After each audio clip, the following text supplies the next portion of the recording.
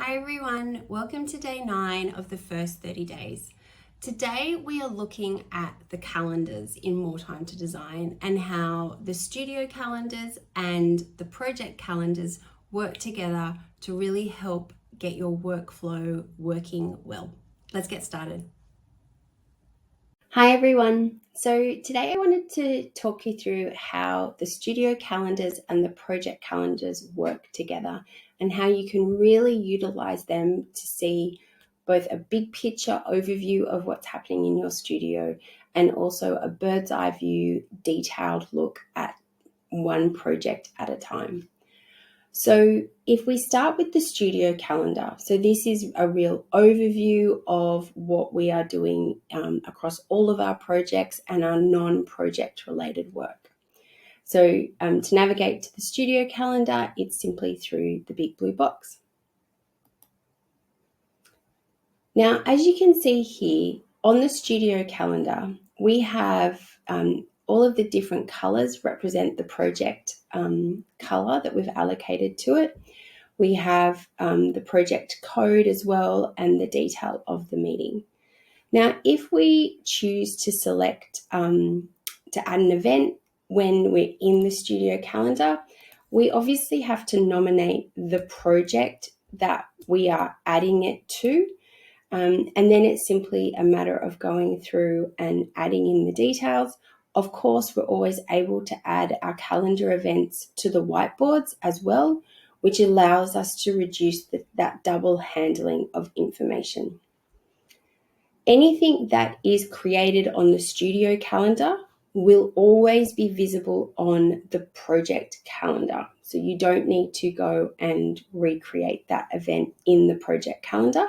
However, when you're working in the project calendars, not everything is automatically pushed through to the studio calendar. So as you can see, the studio calendar is really giving me an idea of my overall studio workings and what's happening in my studio.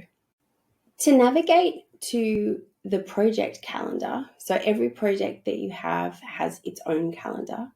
Inside the project, you navigate to project admin, and then the first tab up here is the calendar for that project.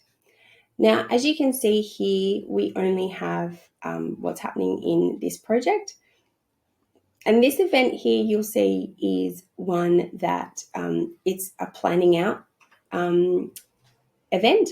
So I use the project calendars to block out time for the workflow of my projects.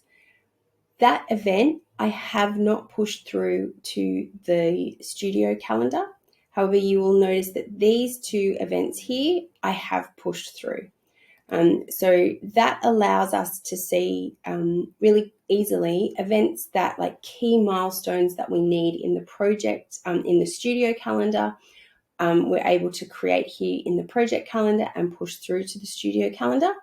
But time blocking or project specific kind of scheduling or workflow scheduling for our team, that just sits at the project level.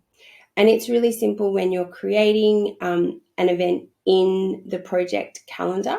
You can nominate here whether or not you want to push it through to the studio calendar. So it's a simple tick box.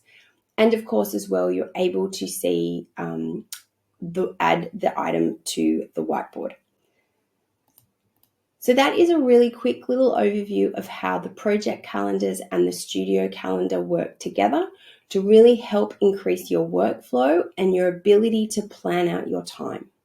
I hope you found it helpful.